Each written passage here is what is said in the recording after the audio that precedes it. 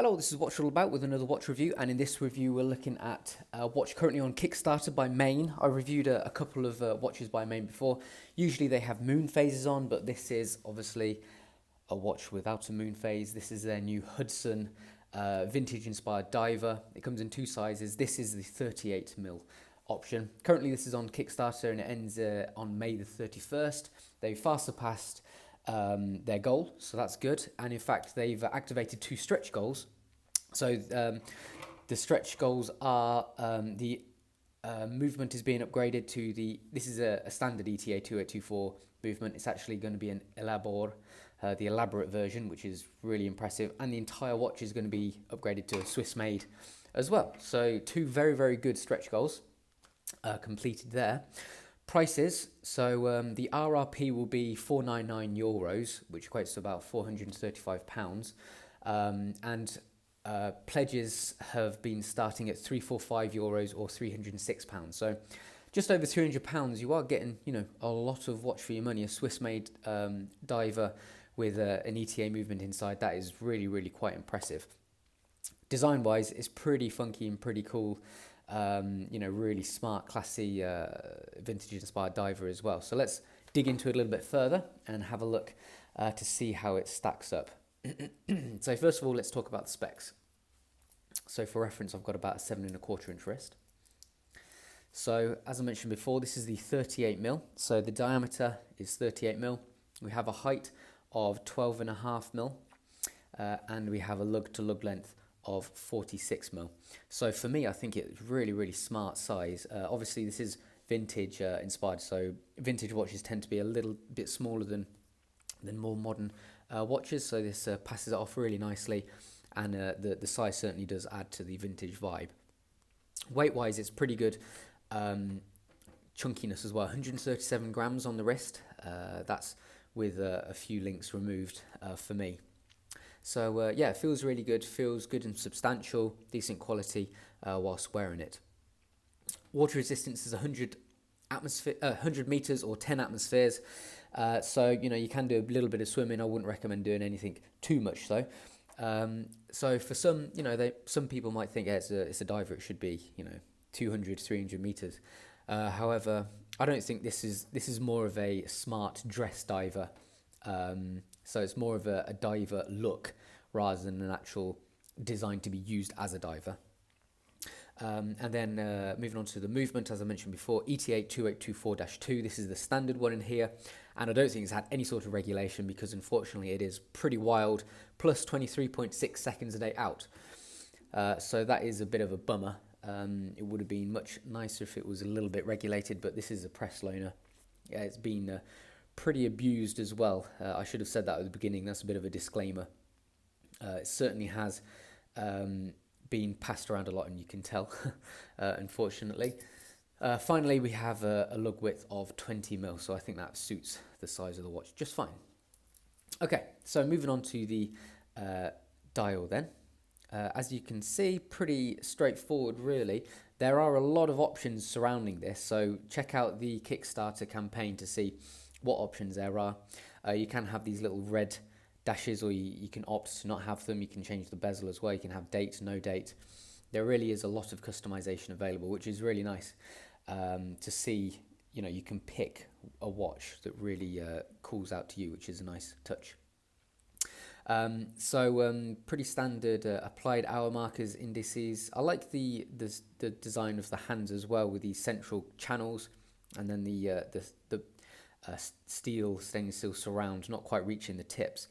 Quite an unusual way of designing a hand, and I really like it.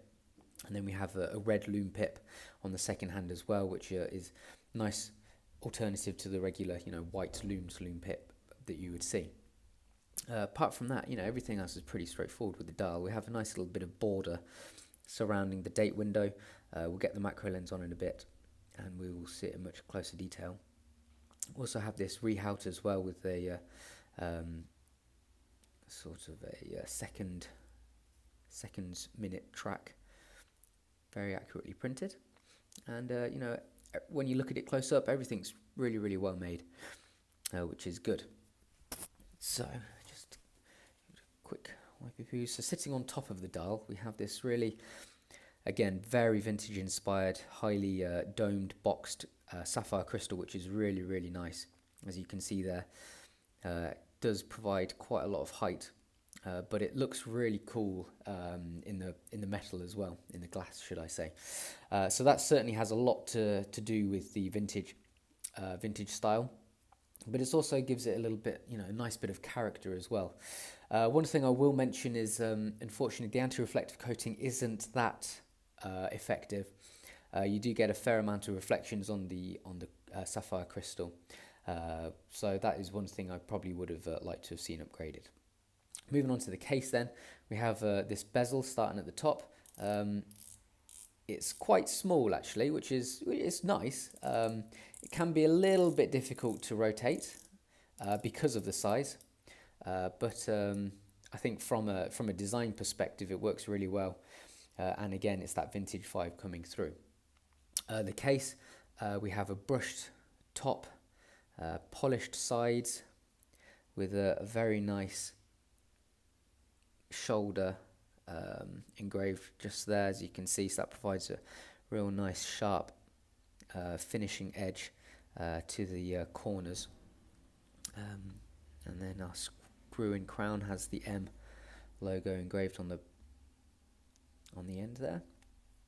And then checking out the case back, we have a fully brushed bottom of the case, and then we have our movement inside. So our case back has some various specifics surrounding the outside of this exhibition window, and there we have our lovely ETA movement. So this is obviously plain stock movement, and moving forward there will be the Elabor movement used within it. Okay, moving on to the bracelet then. I really like the design of the bracelet, fully brushed, so it is good. It does hold up to scratches a lot better than polished. And if you can see up close, we do have quite a few battle scars, so for instance around here, but it's good in a way that we have these battle scars because you can see basically how well it's going to hold up, because if you just look at it like that, you don't even notice them, you can't even see them. So it does show how well it holds up, and if you get in real close, you can then start seeing them a little bit more. So you can see from a regular distance how well it hides these marks. I like these very subtle channels either side of the center link as well. Just really small little tiny bit of detail there, but keeps it a little bit interesting. So it is literally a very lightly engraved channel. So that's a nice little bit of detail. We have a nicely concealed butterfly clasp as well with the MAEN logo really subtly engraved on the top of one side. So then if I open it up, here it is. So fully polished innards, and there's our top bit there. Okay, so let me get the macro lens on then, and we'll have a look at it in much closer detail. So starting off with the logo, with the dial, sorry. So here's our hands, you can see our red channel painted there. Here's our minute hand with our polished surround to the hands. And then our minute hand as well, second hand, sorry. Get in focus. Print work is neatly done. And then we can have a look at these hour markers. Pretty standard batons, nothing too exciting really, but they're neatly constructed again. Then our date window, as you can see there, just neatly cut out of the dial with a nice little border to it, which is good. Here's our rehout, nice little splash of green on there. There we go. So moving on to the bezel then. Here's our bezel insert. Pretty straightforward aluminium insert, but it's nice and compact, nice and small. Have this polished grip around the outside. probably, for me, it could have done with being a little bit deeper, a little bit easier to use. Moving on to the side of the case then. Fully polished side, so be careful you don't scratch it too much. And then a brushed top of the lugs. You can see they are really smart, neatly engraved, neatly machined edging there. You can see that real straight edge between the brushed and the polished shoulder. Very nicely done. Moving on to the other side, we'll have a quick look at the crown. There's the M, nice and deeply engraved on the crown as well. Good grip on the crown, really easy to use, decent thick, well machined thread on that as well. So just flipping it over, let's check out the case back. So here's some of our, let me just give it a quick wipe.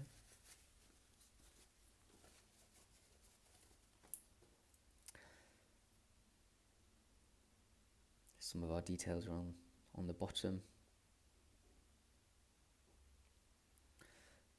Nothing too exciting elsewhere. So looking at the movement, obviously this is not the movement that will be used in the final version, but it's good to check it out nonetheless, because who doesn't love a good close-up shot of an ETA? So really nice pearlage there. As you can see, the rotor, even the rotor is pretty nice. And then if I just get here we go. Let's get a close-up of this bad boy. See the little ETA symbol down there, and there it is ticking away. Looking good. Okay, moving on to the bracelet. So this is the really light little channel either side on the center link. Fully brushed, as I mentioned before. Even the sides are brushed, so it's sure to hold up to scratches well. And then just moving on to the buckle. This buckle has got a good few scratches on it. There's the logo, nicely engraved on it. Okay. So I'm really pleased for MAEN. First of all, for smashing their Kickstarter campaign, but then also reaching the stretch goals, but also for offering such good stretch goals as well. Obviously, upgrading the movement and upgrading the entire construction to fully Swiss made is, going to cost a fair amount of money to them. So they've done a really good job of passing that thanks on to the customer. And I think if you were to pledge, you are getting a really, really smart watch. For the money, for the Kickstarter campaign prices, I mean, around £300, just over £300 for a fully Swiss-made diver with a lebar movement. That is really quite impressive. It's really nice looking as well. Certainly vintage inspired. I really like the size. 38mm fits perfectly, but everything is really well constructed and put together as well. They've clearly thought about a lot in terms of the design as well. There's not a whole lot of negatives I can really think about, apart from maybe the movement of the bezel could be a little bit smoother, but I think that's mainly just because it's a little bit on the thin side, so you can't really get too much grip on it. Apart from that, it's held up well. It looks cool, looks good, and I think it's going to be a very popular watch for them. Even at the RRP of €500, £435, it still does offer a lot of good value. So this was the MAEN Hudson 38. Go and check out their Kickstarter campaign. If it's past May 31st, 2018, then hopefully you'll be able to get your hands on one in September 2018. Okay, so don't forget to like and subscribe, comment as well. Thank you very much. Thanks for watching. This was the MAEN Hudson 38, and that's what it's all about.